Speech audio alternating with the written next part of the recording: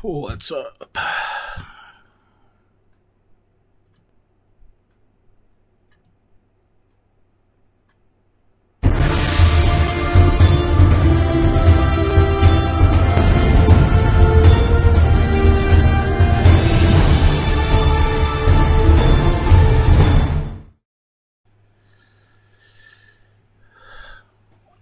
What's up, everybody? What's up, arena football fans?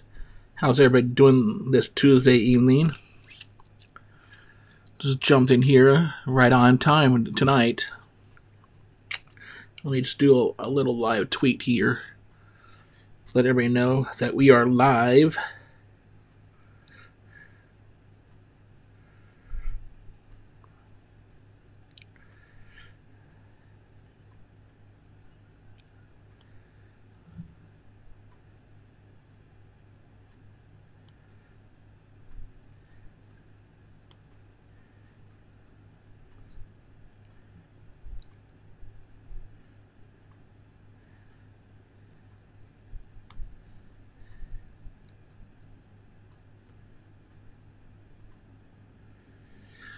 So let's get some people on here, and we'll begin discussions. If you want to go ahead and post any questions that you have from this past weekend's games, go ahead and do that.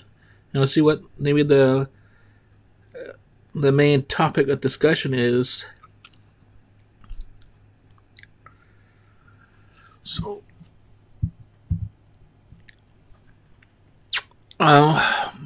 basically, look at it here again on the website here.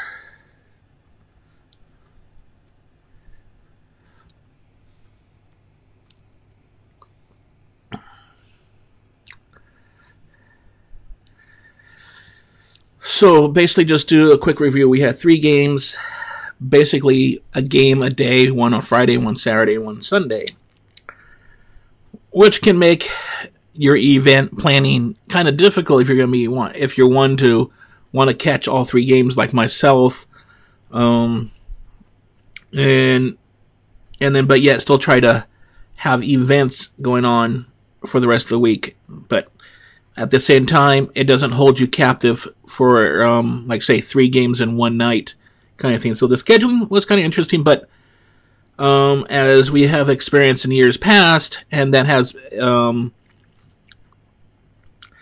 once again shown its foot or shown its blind side, is scheduling game on Sundays doesn't work from a crowd standpoint, and I'll get to that in a moment. As we're going to have another game this Sunday coming up with Philadelphia again. So let's go over the first game that happened this past week, which was Columbus, Atlantic City. So you could say the meeting of 2 expansion cities in Columbus, even though I don't consider Columbus to be a true expansion city. Because they had a team back in 2004 and through 2008.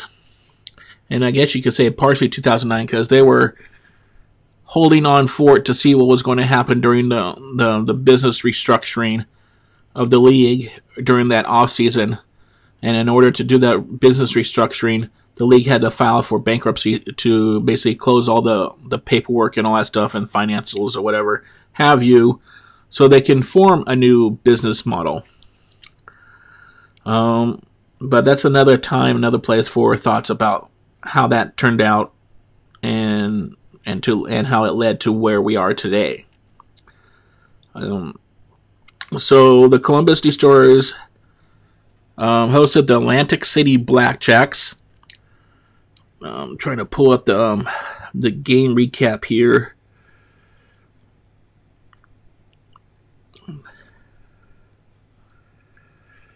Basically, they had, I think it was around 6,029 fans in attendance there at Nationwide Arena. From what I can recollect, I believe that is still on a downward turn for the season. I know they didn't start the games late, but the reason why they had a late start in the season to host home games is because, one, the team was only being established roughly around 35 days prior to the kickoff of the first game. So you got to think they want to get the arena all ready, get the field down there and get it ready with the necessary graphics on it, sponsorships on it. Gives them a little more time to work with it before putting everything on, like on the dasher boards, on the floors, and creating the graphics for the scoreboard and what have you around the arena. So I'm looking at their attendance, and yeah, their attendance started at 7,035 for Game 1. Game 2 was 6,122, and then continued going down to 6,029, which was this last game against Atlantic City. So they've had 3 games, and they kept on going downward, which is not a good sign. Now, this is just my personal thoughts about Columbus, and of course, with my take on Columbus, playing with the SaberCats in the Arena Bowl 21, and my team, of course, was being the SaberCats, that you have more what's considered to be traditional Arena Football League fans. Now, what I mean by that is that a lot of the people from back in the Columbus heyday, when they were averaging between 13,500 to 14,100 people a game, that they're probably looking at this as, one, they're coming back this first season. So 1 point, they may try to see how well things turn out and if this is the real deal.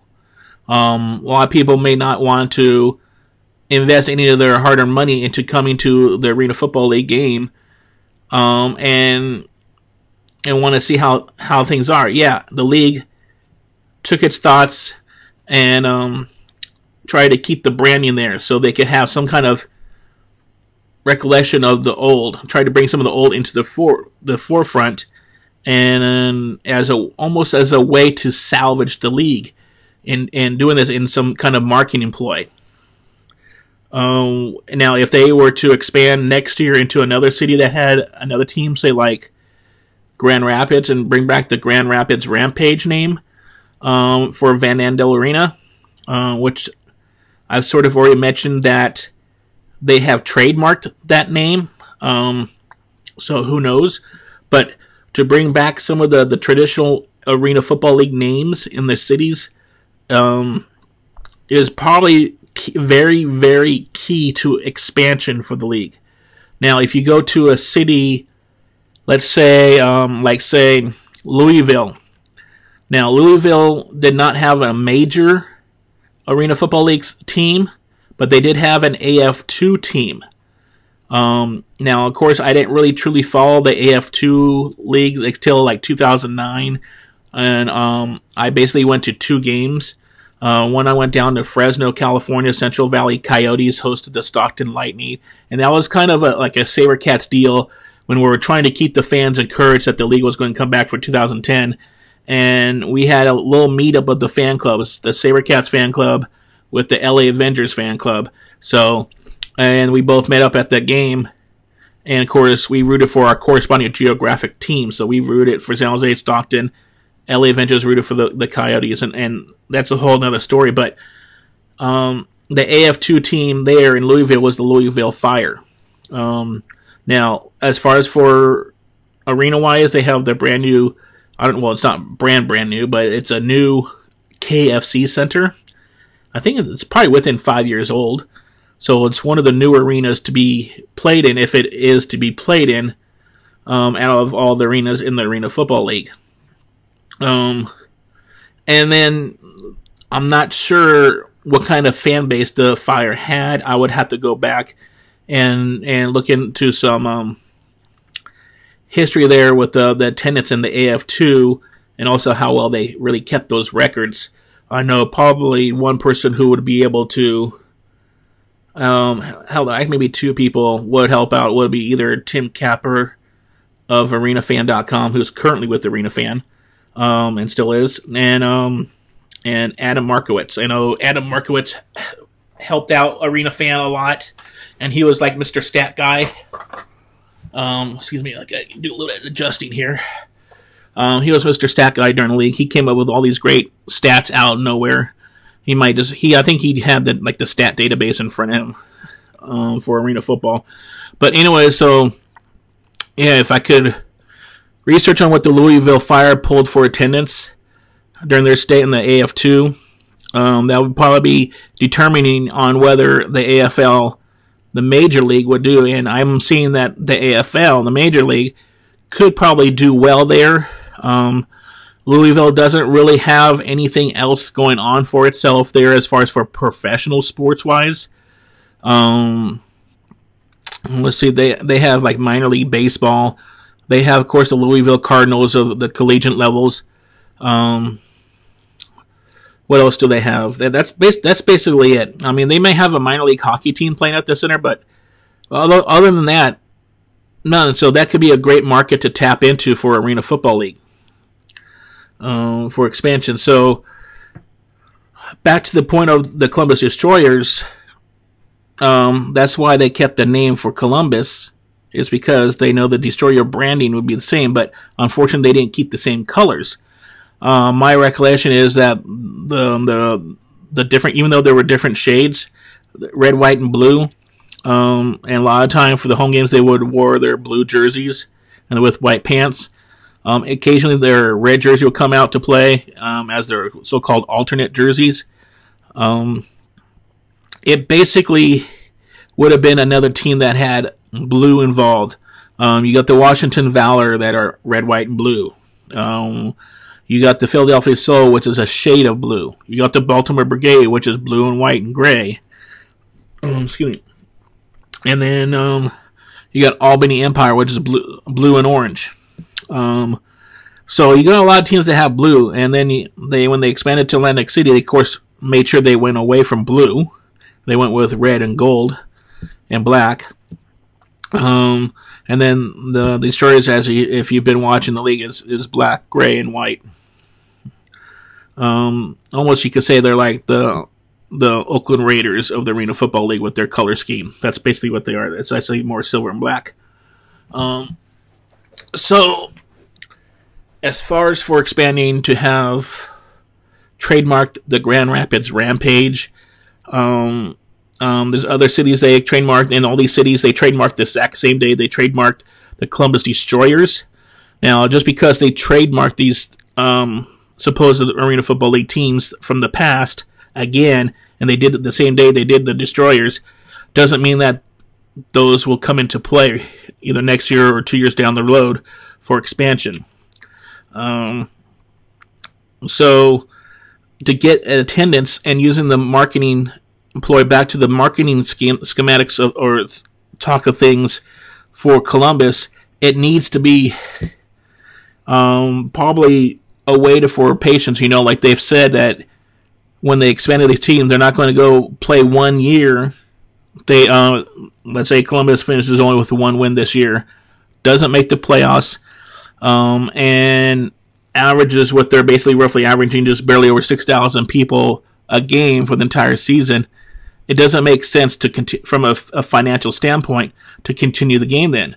But in order to gain any kind of profitability in a team, in one franchise, you have to have a stint longer than just 1 year, longer than just 2 years, and into 3 years. You may have it up to 5 years. So with the way that their mindset is going in the league office with Commissioner Randall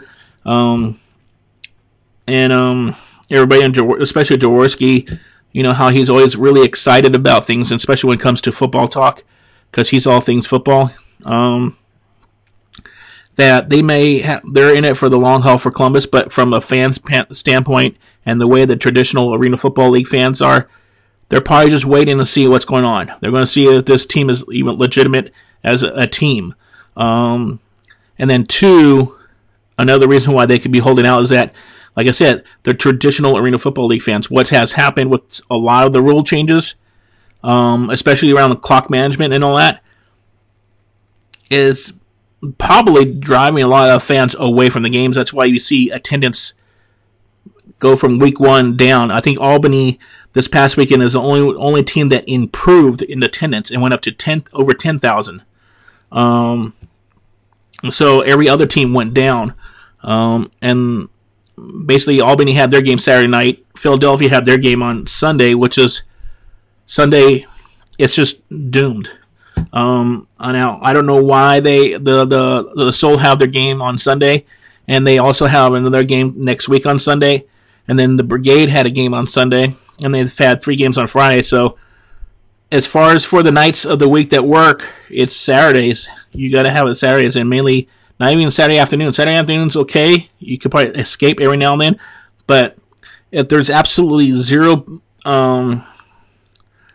I could say, properties of marketing or advertising for a team, it's going to be tough. So, and that's what needs to happen. So going back to the Columbus Atlantic City game now, let's just talk games, because I could always rant on my thoughts and my opinions on how, from even across the country and not being physically located, but getting the feedback on social media, getting the feedback of, I do have a relative that's in the Virginia area, so he's sort of in the DMV area, about as far as for the Valor and the Brigade part of things are, that there is really no Arena Football League presence there, as far as for marketing, and community. When the players go, I see players go out to these community events, they tend to, want to be wearing the event t-shirt.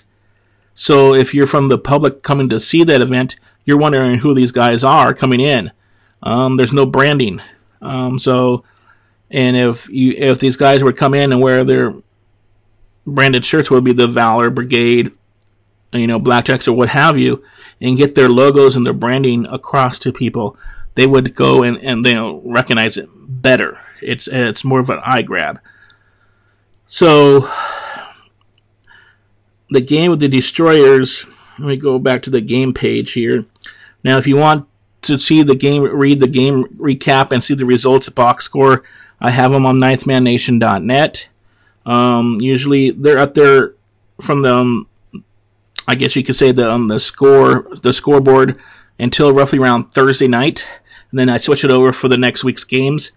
Otherwise, if you want to see any of the history recap of any of the games in the past, you could go click on the schedule and then just click on it on a game matchup, and it will take you to a game recap for that game. So yeah, the final score is 54-50. Destroyers over the Blackjacks. Blackjacks succumb to the Destroyers and give the Destroyers their very first win of the season, and their very first win in over 4,000 days since the 2008 season. So I would have to go back to see who was the last team the Destroyers played in 2008 that they won. Who was, or how can I say this? Their last victorious game, and who was the one who they battled against. So I'm trying to actually look that information up right as we speak. I don't want to be too long on it, but so let's see here.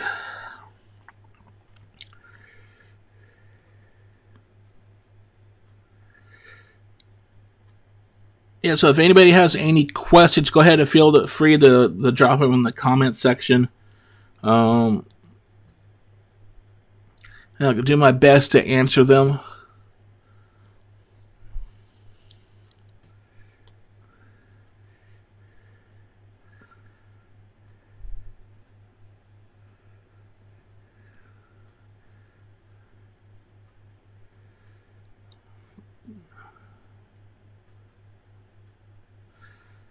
I'm just looking this up here.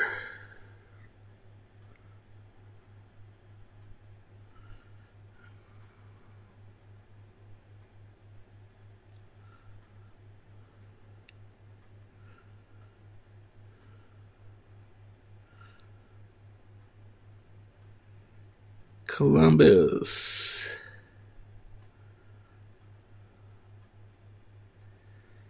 I think their last game they played, actually, their last game in 2008. Sorry for the delay on that, but the last game in 2008 was against their in-state rivals, the Cleveland Gladiators, and they lost that game 47-35.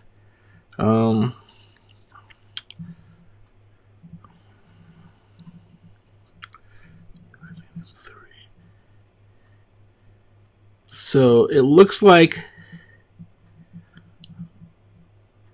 wow. Okay, so the last victory for the Columbus Destroyer was Saturday, May 24th, 2008. It was at Nationwide Arena. They were hosting the New York Dragons, and they won 43-41. So they won by 2 points. That was the last victory prior to this one over Atlantic City. So the New York Dragons, I guess you could say, could get off that list for the last team to lose to the Destroyers.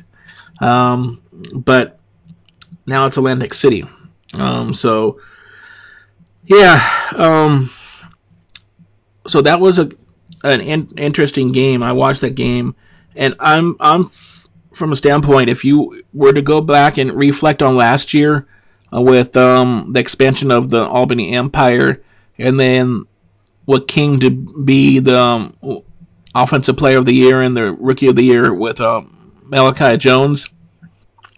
He was a wide receiver for the Empire who just came out of basically nowhere and won those awards, league awards. I'm thinking, even though the Destroyers are on the losing record, I'm thinking that the Destroyers have their own version of Malachi Jones, you could say, and the way he's coming out of nowhere. Malachi was also a rookie, by the way. I think I said that when he was Rookie of the Year. So, yeah, I got a little accident here. I don't know what happened. Basically, Malachi Jones was the Rookie of the Year last year, and I think it's a good chance the person I think who could vote for him, if I were able to vote for him, will be Fabian Moreau. From what I've seen, he's coming out of the woodwork. He already has 2 kickoff returns for a touchdown. I think he could have had 3, but I think 1 was called back. But yeah, he's making his presence felt offensively for the Destroyers. If you are going to the games in the Destroyers, I know Juan Dogman there is going there, and keep an eye out. I think Fabian has big things for the Destroyers, and I know everybody's dreams and ambitions is to get to the NFL. But I believe if Fabian were to stick around for maybe 1 more year and help build the rapport between the offensive line, Grant Russell, the quarterback, and himself, along with a couple of other receivers there, like Stoshak, and I believe who they get also rookie was Tony Stevens. They could get a pretty good, decent core receiver there in group. They just get some cohesion offensively and consistency. I believe they can establish themselves as a good, basically rookie set. I believe, I think all of them are rookie set. Fabian Guerrero, rookie. Stochak, rookie. Tony Stevens, rookie. And then Grant Russell. Now, what happens to them when Donovan Morgan returns? Who knows? But Donovan Morgan's is just going to add more of a beast effect to that offense. And a lot of his experience. I've met Donovan Morgan a couple of times when he was a member of the LA Kiss. I met him, I think, years ago, briefly, when he was a rookie himself, when he was part of the Chicago Rush, and back in 2008, I believe. I don't want to say that too loud. Yeah, Donovan, Captain Morgan, he's a great guy, great receiver. He's definitely going to be a future Hall of Famer. Now, I want to see if the Commissioner Rondo Bow, if you ever watch this, the replay of this live stream, we need to get the Hall of Fame back, bring that back, and start catching up on from when the last year there was inductees to bringing back and getting some players that have missed opportunities into the Hall and are more than deserving to be there. Yeah, this has been a wrap up almost here. Got to try to keep it within a half an hour. This is going to be my new time frame too. Unfortunately, due to my new work schedule, that this allows me to get home and basically boot up my computer to do these live streams. I don't want to do them from my mobile device. I just want a little bit more quality in video and audio, and be able to chit chat with you and have a very own window pane here on my software that I use for encoding this live stream that works. Not to make fun on the ESPN encoding software, they had issues last week, but yeah. So let's go ahead and basically slowly start closing out this live stream. I guess we could take a look at the scheduling for next week. Let me go ahead and pull up next week's group of games. Just give me a second here. And also next week, I know that I started this new time frame at 7 p.m. Pacific Daylight Time, 8 p.m. Mountain Daylight Time, and then 9 p.m. Central Daylight Time, 10 p.m. Eastern Daylight Time. This week and today is the first one, and unfortunately next week I'm going to have to miss because my work schedule, they want me to work a week at late shift. So unfortunately I'm not going to be able to do live stream next week at all. Yeah, so next week we have a game on, two games on the 15th, Saturday the 15th. The first game is at 12:30 p.m. Pacific Daylight Time, so that's 3:30 Eastern Daylight Time. That's the Baltimore Brigade at Columbus Destroyers. So, Columbus fans, go to the arena 3:30 afternoon. It's not too late if you're worried about the lateness of it. In past years, when you filled up Nationwide Arena to 14,000 strong, you had no worries about it. So go for it. Fill up the arena. First time Baltimore is going there. And then we got the Albany Empire hitting the road. After their very first loss. So that poll question I offered on ninthmannation.net needs to be replaced because it's been answered. Apparently, right out. I guess since I asked that question on how long do you think Albany would go undefeated, I think that, I don't know if I indirectly jinxed it or what with that question, but they're no longer undefeated thanks to the hands of the Baltimore Brigade, who won 42-41, and they had over 10,000 people. They had, what did they have there? Really quick, they had 10,287 there, and then Philadelphia had 7,164.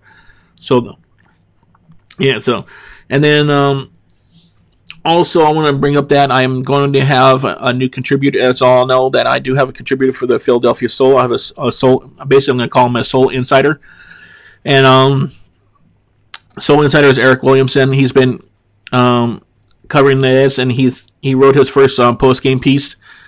Covering the Soul from last week's game. He's going to be actually working on this past Saturday's game, and we should have it online. I think either later tonight or tomorrow, but I think it's going to be tonight. And then I'm going to announce a new Destroyers Insider for Ninth Man Nation. He's going to be covering the Destroyers starting this week, and that's Doug McCoy. I met Doug McCoy actually at the San Jose SaberCats games, and plenty of them in the Arena Bowl that the SaberCats participated in, except for the one they went into Las Vegas, or which one was it? The one, Arena Bowl 18. That's the one I did not go. I don't know if he went either. But, yeah, Arena Bowl 18 and Arena Bowl 21, actually, are the two Arena Bowls that I did not go to with the SaberCats involved. I did go to 16, the very first one, and I did go to Arena Bowl 22 in New Orleans. And then, of course, Arena Bowl 28 in Stockton. Which was the last one they did of their existence. So that's Doug McCoy. He's gonna be our Destroyers Insider. I'm still looking for insiders to cover Baltimore Brigade, Washington Valor, and Atlantic City Blackjack. So if you're interested, feel free to go to ninthmannation.net, and under the About link, hover down to Contact Us, or you could go to Contributors and then hit the email me on my About page, contributor page. So that's it. And then what else we have here? Later that afternoon, we get maybe like an hour break, And we get to switch over to the Albany Empire at the Washington Valor at Capital One Arena. That's a 4 p.m. Pacific Daylight Time start, 7 p.m. Eastern Time. And then Sunday, June 16th, is the 1 p.m. Pacific Daylight Time, 4 p.m. Eastern Daylight Time kickoff for the Philadelphia Soul, holding their arch rivals from an hour away, Atlantic City Blackjacks. So that's what we got going on tap this week. I know I kind of rumble all over the place, but I more want this to be a free-for-all discussion and not really too structured. I want to invite questions. I want to invite interaction in this community, and that's the reason why I have these Facebook Live postings. Now, if you always miss these, of course, you could watch the replay here on Facebook, and you can also watch them now on YouTube, on our YouTube channel, youtube.com/ninthmannation. I will have the replay up there usually within a half an hour to 45 minutes after the conclusion of this live stream here on Facebook. So, my name is Eric Thoreau. I'm the main host and owner of Ninth Man Nation. Feel free to leave a comment below here on Facebook or on YouTube if you have any questions or concerns about the Arena Football League. And then we'll see you at the arena. That's the main point. Get people to go to the arena. If you have to buy people tickets, go and invest in some tickets. And once they get going, they'll thank you forever. Because it's a great game. I know there's still some fixes that need to be, like we said, timing issues. We want to get rid of that kneeling down. That's a bad idea. This is the arena football. This is not the outdoor games where quarterbacks are allowed to kneel. I know they're saying there's a safety concern, but if you look at the past history, really, when it comes time to for the offensive team that has the lead in the last minute to run out the clock, there hasn't been really too much of an issue with quarterbacks getting injured, from my recollection.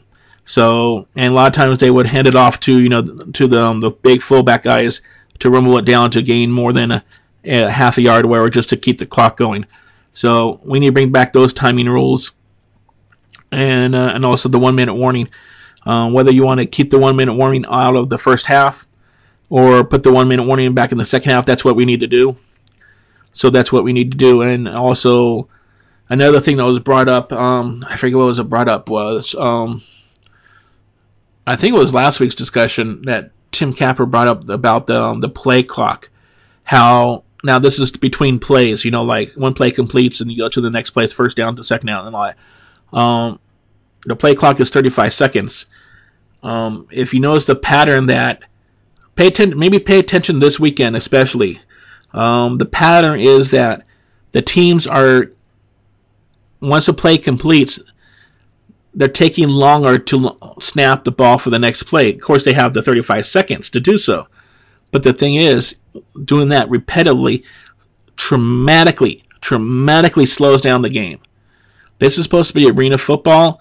The advertising, even some of the campaign they're doing, they're trying to make it high energy, high scoring. They're promoting fast-paced game with the 35-second clock and with the 1 minute timing rules. All that clock stuff is slowing down the games. You have a lot. Well, if you just go on to the 2019 schedule on ninthmannation.net, I have the running total of the scoring of the games on the schedule there on the results column.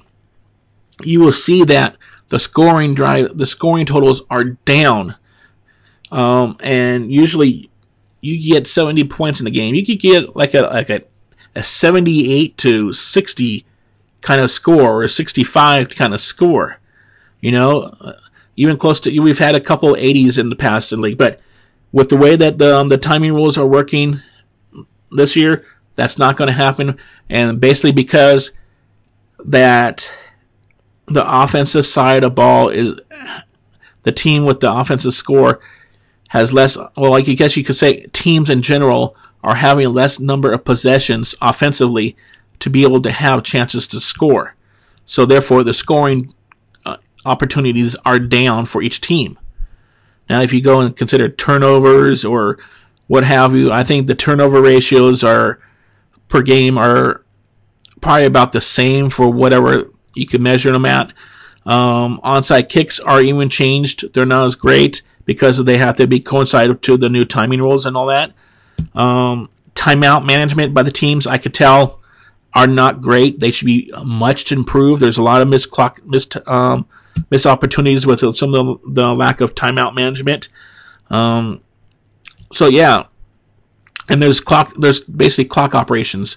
If this kind of rule was to go into place, they should have done it and say it's going into place, but do it in a year in advance to give teams and everything. Don't just throw it on somebody's back and then make it go. Because as you can see, there's a lot of mistakes being had. Scoring's going down. And that could be, with that said, that brings down the excitement of the game that's being marketed, and how this game has always been marketed as being a high energy, high impact, high scoring game. It's not that anymore. I'm not saying it's still not fun. It is a great time out. Lot better experience for the family, especially over, say, the NFL experience. It's in a climate-controlled building, so if you're in an area that's hot or humid, which a lot of the cities where they have teams do get humid, do get hot, go into the air-conditioned building. It's not your electricity. As a fan, you can say, hey, it's nice. And then the teams have a post-game meal, and they welcome the fans there to the post-game meal place to sign autographs and just have general casual conversations with the players, coaching staff, what have you, front office of the teams, and just have a great time. So go out and get the games. Go check out games. So the city is hosting games: Columbus, Washington, Philadelphia. Get your tickets. I know that's go 35 minutes or 36 minutes now. But yeah, go ahead and do that. And I will check your memory in 2 weeks. So 2 weeks will be in the next Facebook Live, 7 p.m. Pacific Daylight Time, 10 p.m. Eastern Daylight Time. Unfortunately, I know it's kind of late for the East Coasters. But don't fret if you don't feel like you could come in and do a live conversation here. I'm working to bring back the post-game live, so we'll have post-game lives once the very last game of the week. So like this week coming up, it'll be once the live when the Philadelphia Soul game ends this weekend on Sunday, I will have a post-game live, and it's going to be right here on Facebook. Unfortunately, Twitch just did not work out, at least mobile. Well, since I'm going to be here in the Destiny, I'll do Twitch just to finish up the season. Then I'll have to rethink things after the season because I want to try to get conversation on as many different video platforms as possible. And that's that. All right, so go out to the game, have fun this weekend, and we'll talk to you in 2 weeks on the next Facebook Live Q&A. Otherwise, we'll do a Facebook post-game live, or no, Twitch post-game live after the conclusion of the Sunday's Philadelphia Soul game. And I'll talk to you later. Have a good night.